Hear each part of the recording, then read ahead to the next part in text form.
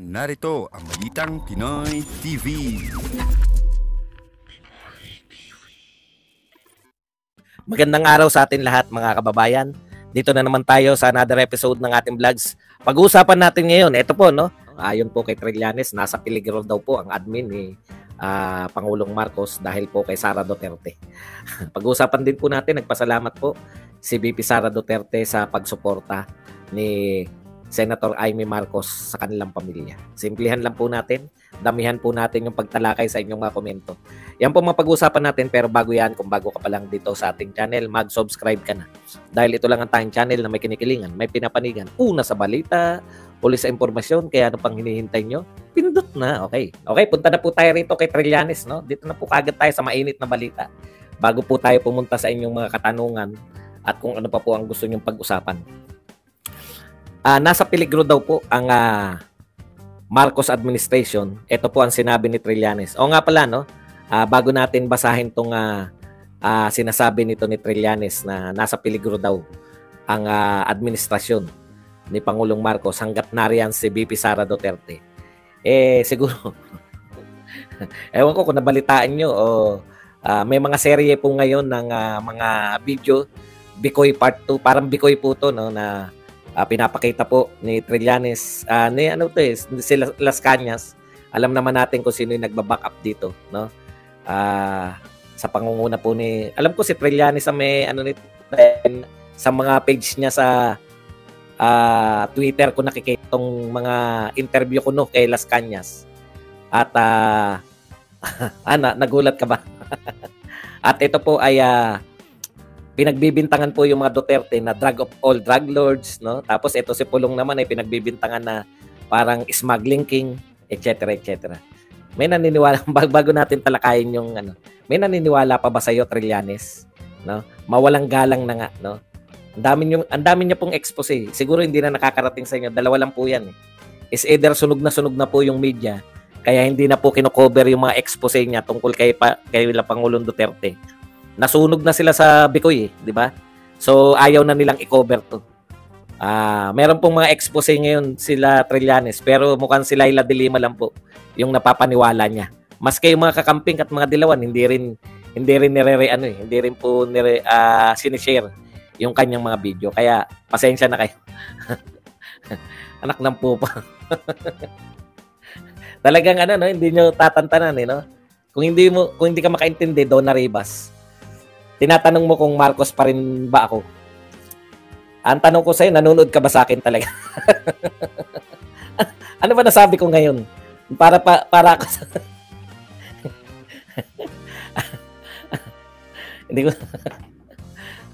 Ayan, simpleng mga para ma-distract ka lang. Tuwan-tuwa na na-distract ko na si Badong. Okay. Punta na po tayo. Wag natin pansinin, tatanggalin ko sana, kaya lang wag na. Baka naman mali lang siya ng tanong. O mali lang din siya ng pakikinig sa akin. Iniisip ko, ano nasabi ko ngayong araw na to? Para sabihin ito na, Marcos pa rin ako. Nagdeklara na.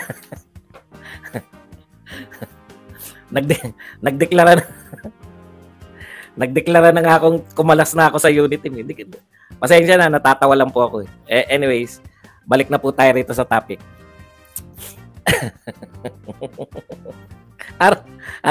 Halos lahat ng topic ko ngayon, pagbira na sa mga Marcos. Ang tanong pa rin sa akin, sa Marcos ka pa rin.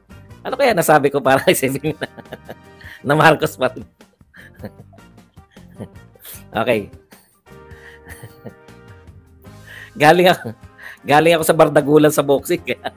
Tawa ako ng tawa eh. Pasensya na po kayo. Okay, balik po tayo. Wala na naniniwala sa mga paeklabo mo. Senator Trillanes, pasensya ka na, no? Ang dami mong video, si Las Cañas, wala pong nanonood. Hindi po kinakagat maski po ng media. Nasunog na sa iyo. Okay, punta na po tayo rito. Nasa peligro ang Marcos admin ayon po kay Trillanes. Tignan natin kung ano yung sinasabi nitong tao na to para mapabulaan na natin. Kasi alam ko na mangyari niyan. Ito na naman ang dadalhin ng mga Marcos vloggers, di ba? The Marcos administration, ayan. Okay, ayon kay Trillanes, itong mga darating na buwan ay critical para sa survival ng Marcos administration. Pag umabot ng 2025 at nakuha ng Duterte ang mayorya sa Senado, magiging lame duck na sila Marcos at alanganin na sila dyan. Okay, pwede po ba yun na makuha ng majority? Pwede po. Bakit? Ito pong sa eleksyon ngayon, mukhang makukuha po nila Pangulong Duterte yung majority. May 3 po silang sigurado, di ba? Bato, si Tolentino, tsaka si Bongo. Tapos, syempre, si Aimee Marcos, di ba? Kalyado yan. So, 4 po yung siguradong papasok. Tapos, baka makalusot na si Acosta, tsaka si Acosta po, malakas yan. Pag dinala ang pangako ni Inday Sara, dadalhin niya. Pag tumakbo si Acosta, dadalhin niya si Acosta. May mga personal na si Robin Padilla po, personal na kinampanya ni Sara Duterte, kaya nag-number 1. Hindi naman magna-number 1 si Acosta. Makapasok lang, okay na po yan, no? Okay. Tapos, pwede pa rin pong si Harry Roque, tsaka to si Panelo. Tapos dito sa mga re-electionist, hindi po natin masasabi na solid Marcos siya mga yan. 'Di ba? Tito Soto, si Pampilo Lacson, ito mga sigurado to Pampilo Lacson, Tito Soto, tsaka yung kung hindi ako nagkakamali, may isa ba sa mga Cayetano? Meron bang papasok sa isa sa mga Cayetano, no? May 3 na kagad doon. Natitiyak ko si Tito Soto tsaka to si Pampilo Lacson. Mas kakampi to sa mga Duterte. Pag nahati po, ang hatian po ay pro Duterte at pro Marcos sa Senate, makukuha po nila yung dalawa na yan. Kasi ngayon pa lang si Pampilo Lacson mukhang magiging pro Duterte yan. Kaya tama po tong pangamba, no? Nakwenta na ni Trillanes Tama yung pangamba ni Trillanes na pwedeng maging So ngayon lang po 'yun, makakasyampu sila. Kahit po tumakbo na pagdating kasi sa election sa presidency, hindi naman po yan Tapos meron pa silang 2 na iiwan, 'di ba? Kung siyam na to, 2 na iiwan, si Robin Padilla tsaka sino pa isa? Pwede rin si Cayetano pumanig sa kanila. Robin Padilla tsaka sino isa nilang yung kapapanalo lang nakaalyado. Malamang makuha po, no? Malamang makuha po ng pro Duterte yung majority ng Senate.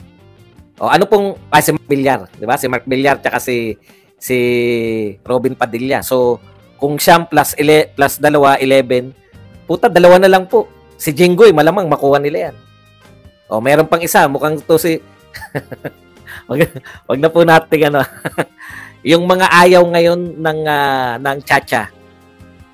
Yung mga gusto sa majority dahil ayaw nila na may pasa yung si Villanueva, pwede talaga yan. Si Villanueva, di ba? Tapos pag nanalo si Yorme, malamang si Yorme magsaside diyan sa pag nanalo si Yorme tsaka yung katim niya si Pacquiao, kanino kakampi si Pacquiao? Magpo-pro Marcos ba yan? Magpo-pro Duterte? Malamang magpro Duterte yan.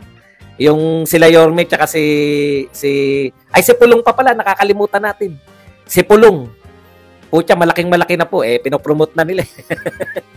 Alam niyo po, pag siniraan na ng mga kakamping Dilawan at mga Marcos loyalists, si Pulong, nako, papasok po yan si Pulong. So, 12, 13. Isa lang po kay Yorme at saka kay Willie Ong ang medyo bumaliktad. Puta, na sila? Majority na yung pro Duterte group. Yari sila.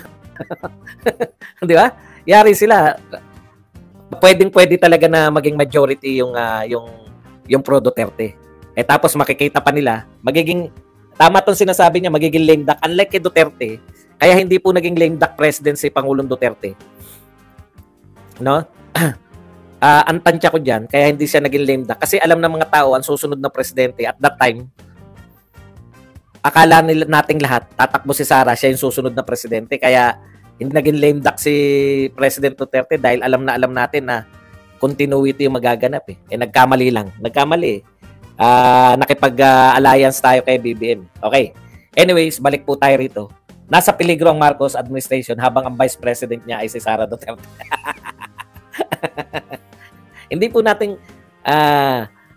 ako natatawa ko kasi for the end time, no? yung pagiging vice president, parang, eto kasi yung kasunod niyan eh. Tuloy-tuloy ko na muna to si Trillanes. Dalawang kaharian yan, Duterte at Marcos. Isa lang ang trono. Ang nakaupo sa trono ay si Marcos. Ang mga Duterte hindi sanay na walang poder.